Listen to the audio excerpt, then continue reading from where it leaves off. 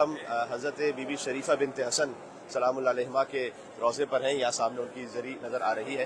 Hillah سے تقریباً 9 kilometre کے فاصلے پر ہے اور بڑا مجرب مقام ہے. کئی مریضوں کو شفا یہاں سے ملی ہے. یہاں بہت سارے بینرز بھی لگے ہوئے ہیں کہ جن مومنین کو یہاں سے شفا ملی. یہ امام حسن علیہ السلام کی بیٹی ہے. اب ایک تاریخی طور پر بحث ہے کہ امام حسن علیہ السلام کی براہ راست بیٹی ہے یا ان کی نسل میں سے ہے، اس لیے کہ امام حسن علیہ السلام کی کسی بھی بیٹی کا نام شریفہ نہیں تھا، تو کیوں انہیں شریفہ بنت حسن کہا جاتا ہے؟ اس کی ایک وجہ تاریخ میں لکھی ہوئی ہے کہ چونکہ تمام سادات کو شریف کہا جاتا تھا ان کی شرافت اور کرامت کی وجہ سے. جیسے شریف رضی، ہمارے ایک بڑے بزرگ عالم گزرے سید رضی جو نہج البلاغہ کے رائٹر ہیں، تو انہیں شریف رضی کہا جاتا ہے، جبکہ وہ سید تھے تو انہیں شریف کہا جاتا تھا ان کی شرافت اور عظمت کی وجہ سے. تو اس لیے شاید ان بیوی کو شریفہ اس لیے کہا جاتا ہو کہ لقب کے طور پر امام حسن علیہ السلام کی بیٹی اور بڑی باعظمت اور بڑی باکرامت. اگر امام حسن علیہ السلام ہی کی براہ راست دختر ہیں، ان کی 7 بیٹیاں تھیں جن میں سے ایک بیٹی حضرت فاطمہ بنت حسن وہ زوجہ ہے امام زین العابدین علیہ السلام کی.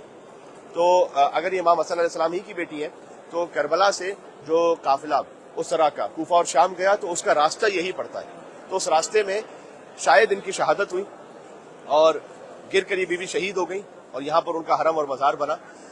اور اگر یہ امام حسن علیہ السلام کی براہ راست بیٹی نہیں تو حضرت حسن مصنع کی بیٹی ہیں، یعنی امام حسن مصطفیٰ علیہ السلام کی پھر پوتی ہوتی ہیں، لیکن کہا انہیں یہی جاتا ہے کہ شریفہ بنت حسن. اور ایک احتمال ہے کہ حضرت سید ابن طاؤس، ہمارے بہت بزرگ عالم گزرے ہیں، تقریباً جو آپ دعائیں اور اعمال کرتے ہیں وہ حضرت سید ابن طاؤس کی کتابوں میں لکھے ہوئے ہیں جہاں سے مفات الجنان میں آئے ہیں. یہ امام حسن علیہ السلام کی اولاد میں سے ان کی بیٹی ہے شاید شریفہ، لیکن چونکہ امام حسن کی اولاد میں سے تو لہذا براہ راست انہیں شریفہ بنت حسن کہا گیا. تو یا تو امام حسن کی بیٹی ہے یا امام حسن کی پوتی ہے یا امام حسن کی پڑ پوتی ہے.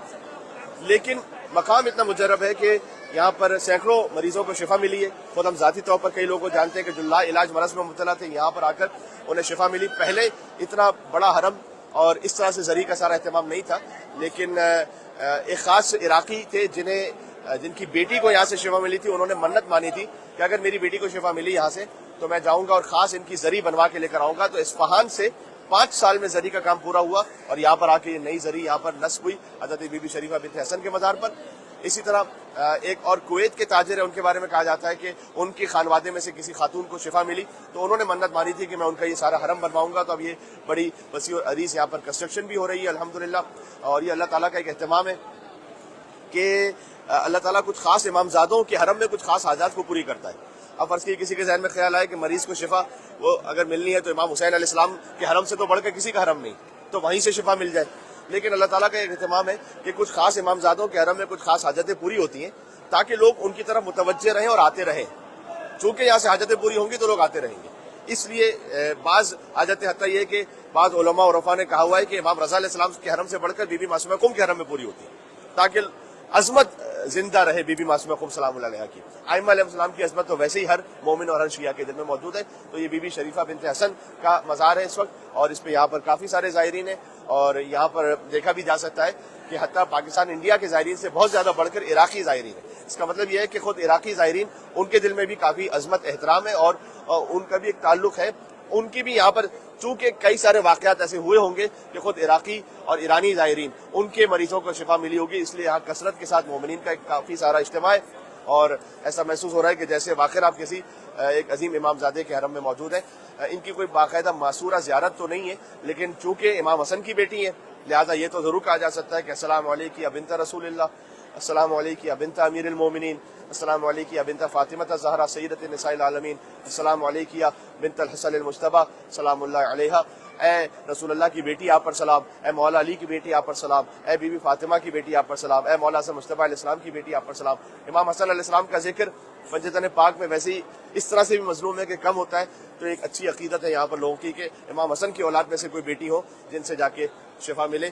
میں بی بی کی خدمت میں ان کے بابا اور ان کے جد کا ذکر چند الفاظ میں یوں کرنا چاہوں گا کہ حسن کو بادشاہ خاص و عام کہتے ہیں، علی کا نائب و قائم مقام کہتے ہیں. دلیل ایک ہی کافی ہے ان کی عظمت میں کہ انہیں حسین بھی اپنا امام کہتے ہیں. امام حسن علیہ السلام وہ ہیں کہ جنہیں حسین بھی اپنا امام کہتے ہیں. ان کی بیٹی کے حرم میں موجود ہیں. تمام مریضوں کی شفایابی کی نیت سے 5 مرتبہ اما یجیب کا ورد کر لیجیے. جہاں جہاں آپ دیکھ رہے ہیں جو مومنین آپ کے ذہن میں ہیں، آپ کے خاندان کے مریض، اللہ نہ کرے کوئی لا علاج مرض ہو، فرض کیجئے کہ ایجڈ ہونے کی وجہ سے کبھی شوگر ہے، کوئی اور ایسا مرض ہے، ڈائبٹیز ہے اور بلڈ پریشر ہے، کبھی کوئی اور مرض ہوتے ہیں لوگوں کو کہ دنیا کے طبیب جنہیں جواب دے دیتے ہیں، ہم نے دیکھا ہے کہ انہیں یہاں سے آ کے شفا ملتی ہے۔ بسم اللہ الرحمن الرحیم۔ امن یجیب المضطر اذا دعاہ ویکشف السوء، امن یجیب المضطر اذا دعاہ ویکشف السوء، امن یجیب المضطر اذا دعاہ ویکشف السوء، امن یجیب المضطر اذا دعاہ ویکشف السوء، امن یجیب المضطر اذا دعاہ ویکشف السوء۔ اللہم صلی علی محمد وآل محمد پر مولا حسن مجتبی علیہ الصلوۃ والسلام اور آل حسن مجتبی علیہ الصلوۃ والسلام مل کے بآواز بلند نعرے صلوات، اللہم صلی علی محمد وآل محمد وعجل فرجہم۔ ابھی ہم تقریباً سارے زائرین وہ ہیں کہ جو کربلا سے آ رہے ہیں، امام حسین کی ذریعے سے آ رہے ہیں۔ سمجھ لیجئے حسین تو کہتے ہی چھوٹے حسن کو، حسن کو چھوٹا کرتے ہیں تو حسین بنتا ہے، حسین کو بڑا کرتے ہیں تو حسن بنتا ہے۔ تو یقیناً امام حسن اور امام حسین دونوں راضی ہوں گے کہ ان کی بیٹی کے حرم میں آپ ہیں۔ ایک مرتبہ پھر سارے مریضوں کی شفا یابی کی نیت سے بآواز بلند نعرے صلوات۔